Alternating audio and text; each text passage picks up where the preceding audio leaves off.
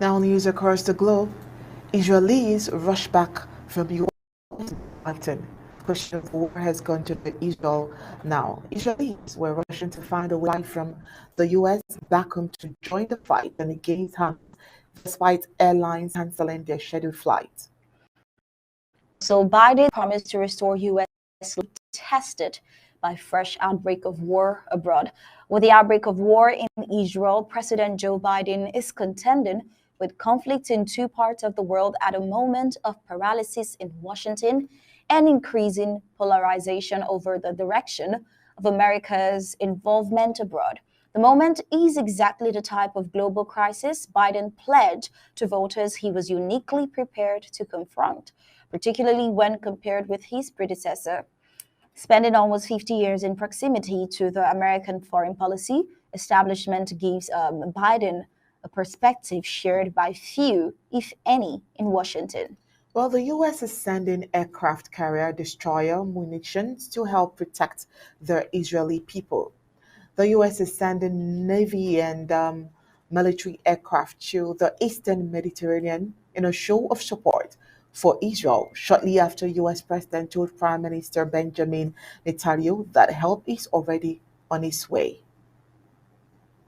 Well, the U.S. is still gnashing over China's development of a domestic semiconductor industry, is drowning out an overlooked threat to trade, one which has far bigger implications for American jobs and could undermine national and economic security.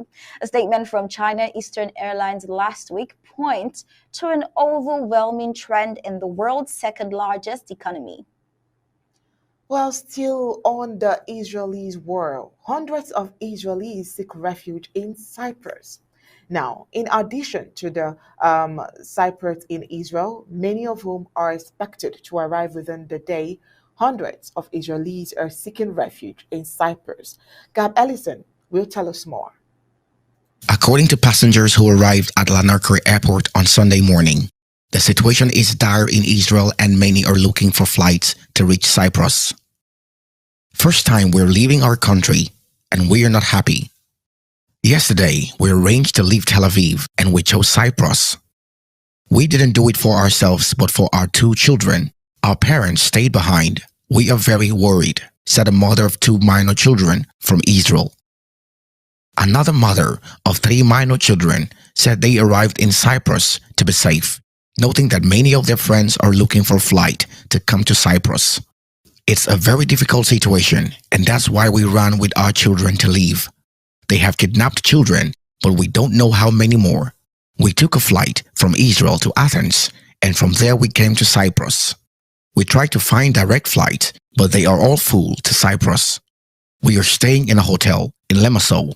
We don't know for how long we'll stay. We'll stay as long as we need to. A lot of our friends will come and stay in Paphos. It is noted that within the day, according to the Foreign Ministry, Cypriot pilgrims who were in Jerusalem are expected to arrive.